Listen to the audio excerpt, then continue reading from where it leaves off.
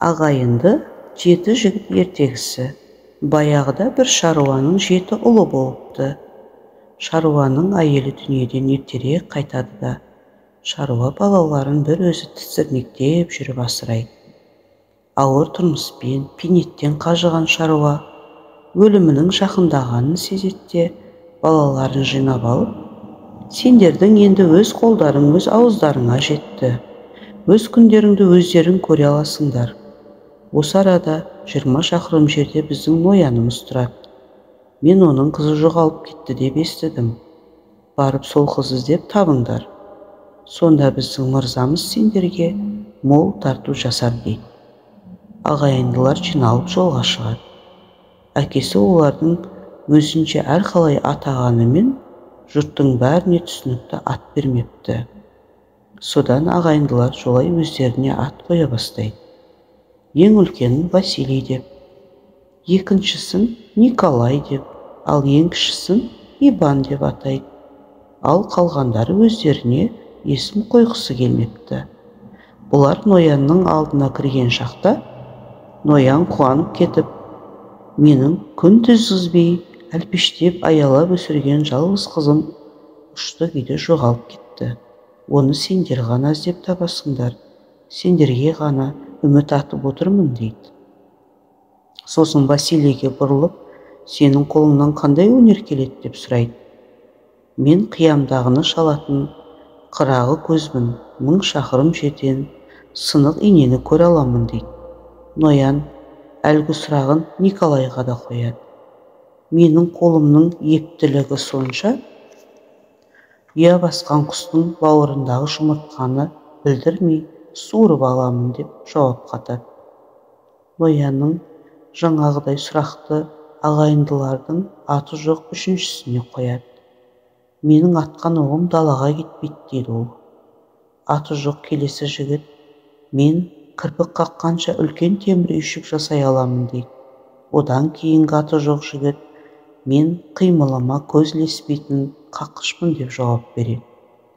Ағайындылардың аты жоқ ең кішкентайы ешқандай өнерімен мақтана алмайтынын айтады. Ал әлгілердің ең кіші інісі Иван, мен күн көрінгенді жер астымен 1000 шақырым алып жүре аламын деп жауап қатады.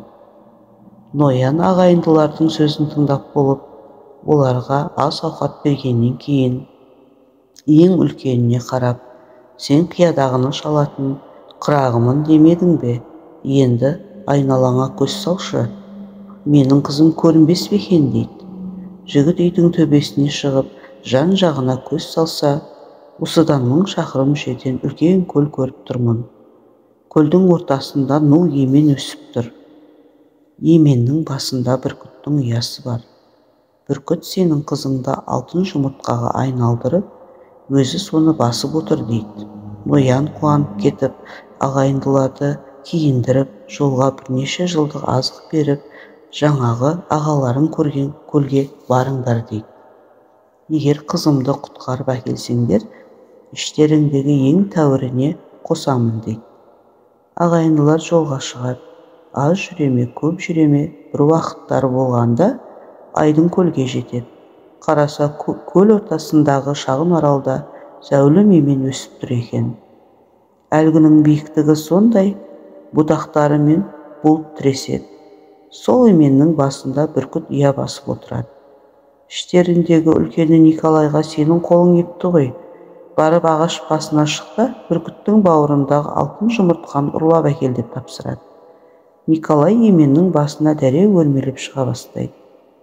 Алайда соңғы сәтте бүркіт оны көріп қалып, алтын жұмыртқаны аяғымен қысып ұша жөнеледі. Ағайындылардың ішіндегі Құралайды көзден ататын мергені бүркіттің аяғын атып, анау жұмыртқаны түсіріп алады. Төмен қарай құлдилап келе жатқан жұмыртқаны қаққыш жігіт лезде қағып алады. Мұны көрген бүркіт ашуға булығып, алты құлаш қанатын жайып, ағайынды жігіттерге тап береді. Қас пен көздің арасында темір қамба жасай алатын жігіт дәреу темір үйшік жасай қояды да барлығы соның ішіне тығылады. Бүркіт қаһарын шашып, темір үйшікті қирата бастайды. Ендігі кезек кіші інісіне келеді. Иван үйшіктің астынан жер асты жолын салып, ағаларын бүркіт көрмейтін терең жолмен бастап жүреді. Олар аз жүре ме, көп жүре ме, жер бетіне қайта көтерілсе, тура өз үйлері мен Ноян ауылының орта шетінен жарыққа шыға келеді. Жер астымен жүріп келе жатқанда алтын жұмыртқа Ноянның қызына айналып шыға келеді. Әкесі қызын аман сау көргеніне қатты қуанғаны сонша, оны айтып жеткізу мүмкін емес. Ноян қызын ағайындылардың ең кішісі Иванға қосады. 10 күн ойын, 10 күн сауық той думан жасайды. Ноян ағайындылардың басқаларына да жақсылық жасауды ұмытпайды. Әр қайсысын жоғары лауазымды қызметтерге қояды. Осылай бақытты, баянды өмір сүрген екен.